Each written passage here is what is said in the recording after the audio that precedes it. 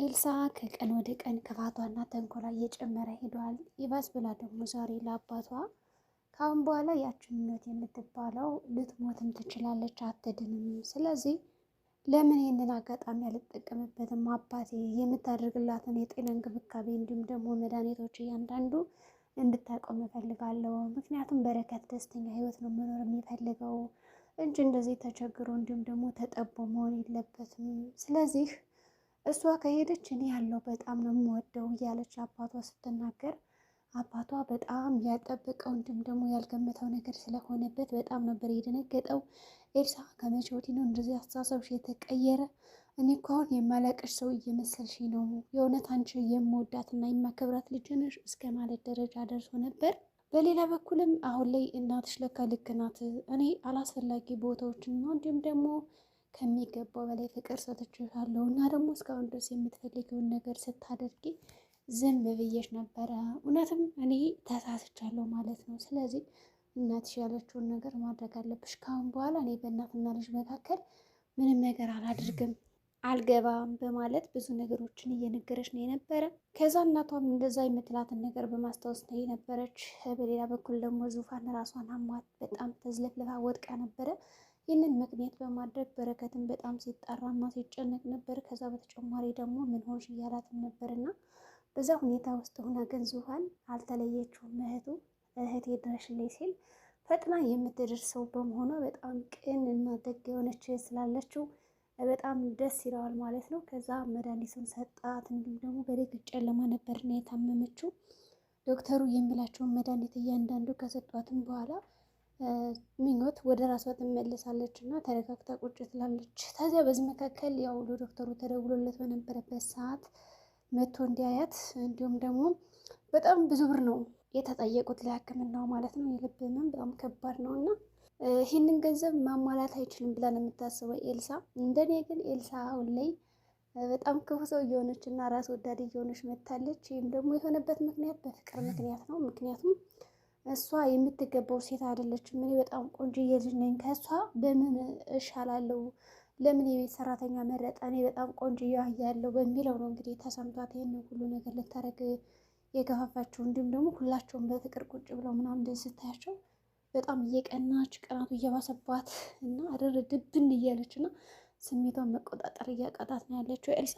አጋጣሚውን በመጠቀም እኔ ወደ እነሱ ቤት ሄዳለሁ በማለት ሄዳም ነበረ። ዶክተሩ ተየ ነገር ይቅርብሽ አትሄጂ ብሎ ቢነግራትም እሷ ግን በጭራሽ አሻፈረኝ ሄዳለሁ እንጂ በረከትንማ እንደዚህ ሆኖ አለመጠየቅ ንፉግነት ነው። በዛ ላይ ደግሞ ጓደኞች ናቸው። እንዴት ነው ታማለች ስትባል ጀማል ጠይቀው በማለት ምክንያት ደርድራ በሰበቡ አብራ ትሄዳለች ማለት ነው ከዶክተር እና ከአባቷ ጋር። ከዛ ዶክተርም ሲያያት ምኞት ወደ ራሷ እንደምትመለስ እንዲሁም ደግሞ ተሽላት እንደነበረ ከዛ በቃ ተጨንቃ ነበር ዙፋን በዚህ ጉዳይ።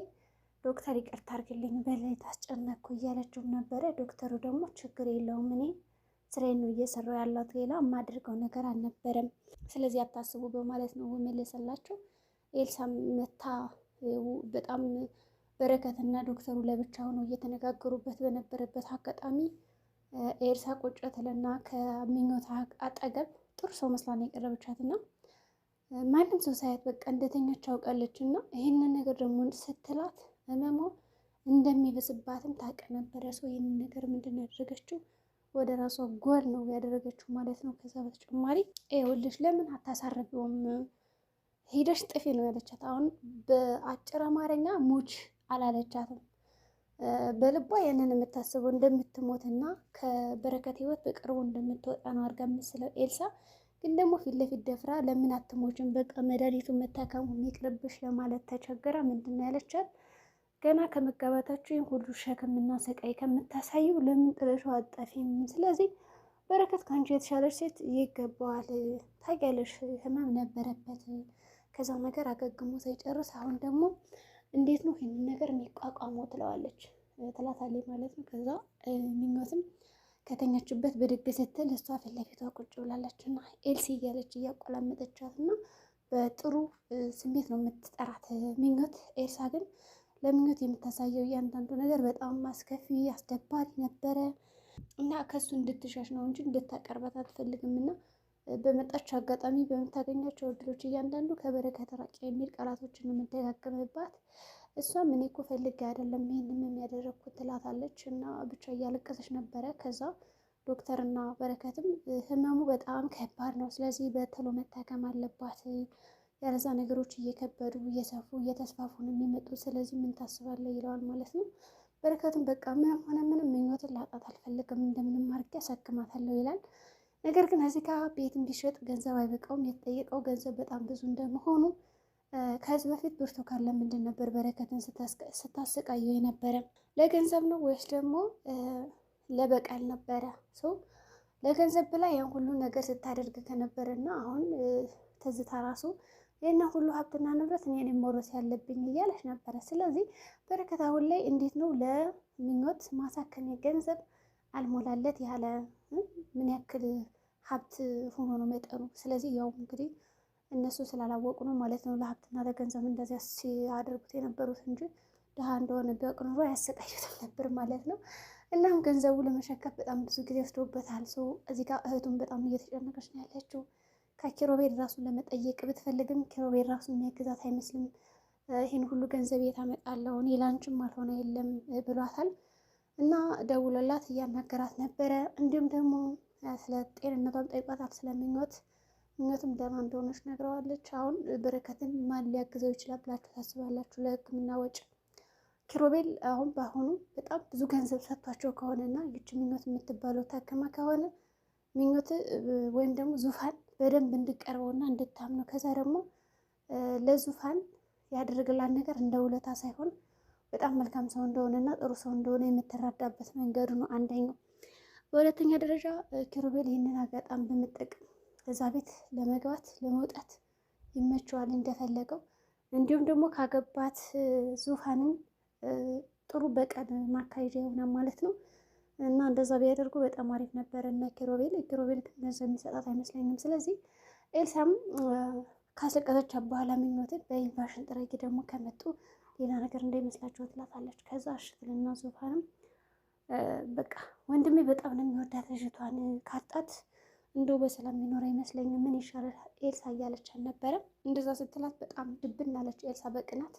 እንደዛማ ሊሆን አይችልም፣ ምን ችግር አለው? ከሷ ሌላ እኮ ሴቶች አሉ፣ ስለዚህ እንደዛ አይሆንም፣ ደግሞ ከሷ የተሻለች ትገባዋለች በማለት የተናገረችው። ግን እዚህ ጋር ዙፋን ኤልሳን ምንም እየተረዳቻት አይደለም ማለት ይቻላል። እንዲሁም ደግሞ የኤልሳ ሀሳብ ምኞትን ማስወገድ እንደሆነ ግልጽ እየሆነላት አይደለም። ብቻ የራሷን ሀሳብ ጓደኛዬ ናት በማለት እየነገረቻት ነው ያለና እንደዛ ስትላት፣ በተለይ ደግሞ ወንድሜ በጣም ይጎዳል፣ በጣም ወዷታል፣ በጣም አፍቅሯታል ስትላት ጨሰች ማለት ነው።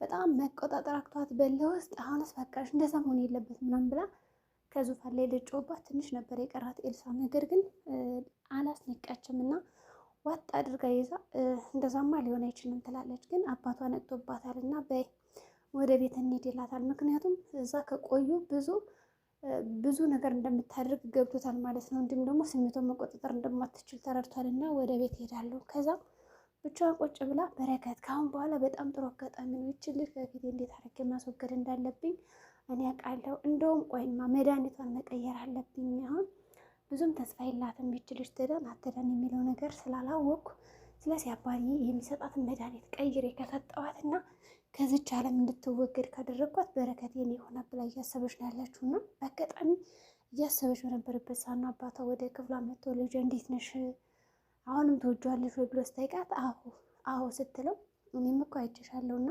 ስሜሽን ለመቆጣጠር እየሞከርሽ ነበር፣ ግን እንደዛ መሆን የለበትም ትላለች። ከዛ በገጽ ነው የነገረችው እውነቱን። በቃ አሁን ምንም ተስፋ የላትም፣ ስለዚህ እኔ ያለሁላት ትሞት እያለችውም ነበረ።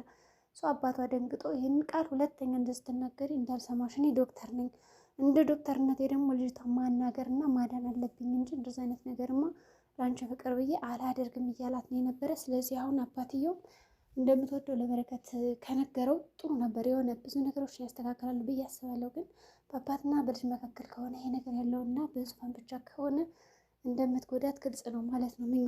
ምኞት ደግሞ ደስ ለማስባል በረከትን በቃ እንጠጣ እስኬፏን ምናምን ብለው ተሰብስበው ወይን እየጠጡ ነው የነበረና ወይናቸውን እየጠጡ በነበረበት አጋጣሚ በሌሊቱ ከአባቷ ጋር ተጨቃጭቃ ስለነበረ ኤልሳ ወጥታ ደግሞ ተመልሳ ወደ እነ በረከት ቤት ትሄዳለች። የሚገርማችሁ ነገር ከዛ ስትሄድ ግን ያልጠበቀችውን ነገር ነው ያየችው። ተቃቅፈው ወይን እየጠጡ ምናምን ከዛ በቃ ድብን አለች። ከዛ በጣም ነበር የጮችባችሁ ነው በቃ አሁንስን ያልቻልኩም ትልና በጣም ትጮባቸዋለች። ሰው በረከትና ምኞት ድንቅጥ ይላሉ። ምክንያቱም ሳትደውል ሳትናገር ስትጥላ በመጣታቸው በጣም ተገርመውና ተደንቀው ነበረ። እና ኤልሳ እንደዛ ደንግጣ መታ ምን ልታረግ ትችላለች? እንደምትወደው አሁን በግልጽ ትናገራለች። እናንተ ሁለታችሁን ሳያችሁ እኔ በጣም እየቀናሁ ነው ብላ ስሜቷን ትናገራለች ወይስ ደግሞ ሞች የኔ ይሁን ብላ ትለምናታለች ምኞትን? እና በእርግጥ ምኞት አታውቅም ነበር በረከትን እንደምትወደው ያው ቦታ እንዳላት ምናምን እንጂ እንደምታፈቅረው አታውቅም ነበረ። ሰው የኤልሳ መጨረሻ ምን ሊሆን ይችላል? ዛሬ ብዳችን ይህን ይመስላል። በቀጣይ ቪዲዮ እስከምንገናኝ መልካም ጊዜ